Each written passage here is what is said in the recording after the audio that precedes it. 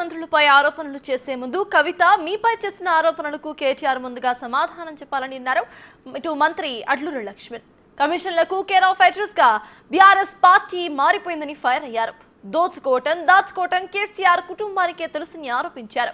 మంత్రులపై ఆరోపణలు చేసే ముందు కేటీఆర్ నోరు అదుపులో పెట్టుకోవాలంటూ ఘాటుగా విమర్శించారు.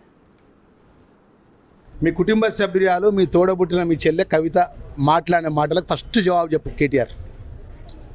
ఆమె మాట్లాడింది కదా వీడియో ఒకటి వచ్చి దాచుకున్నారు కమిషన్లతో మొత్తం మా నాయనను మొత్తం ముంచిండ్లు, మా నాయనను మొత్తం నట్టెట్ట ముంచిండ్లు, మా నాయన దేవుడు ఇంద్రుడు చంద్రుడు మా నాయన కేసీఆర్ అని చెప్పి కవిత మాటలకు కేటీఆర్ ఫస్ట్ జవాబు చెప్పమని.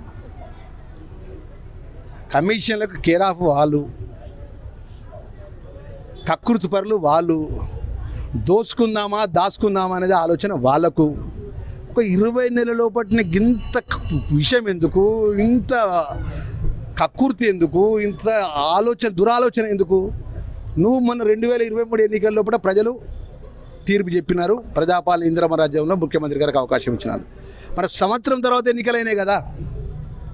మీ నాయన మహానుభావుడి నేతృత్వంలో జరిగిన కారు సారు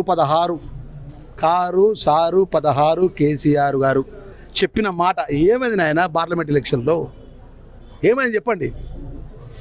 ఇంతకంటే సాక్ష్యంగా అలిగేలా పోయి బై ఎలక్షన్ సంబంధించిన విషయంలో లేకపోతే మా వ్యక్తిగతమైనటువంటి ఆరోపణలు చేస్తున్న కేటీఆర్ జర నోరు దగ్గర పెట్టుకో.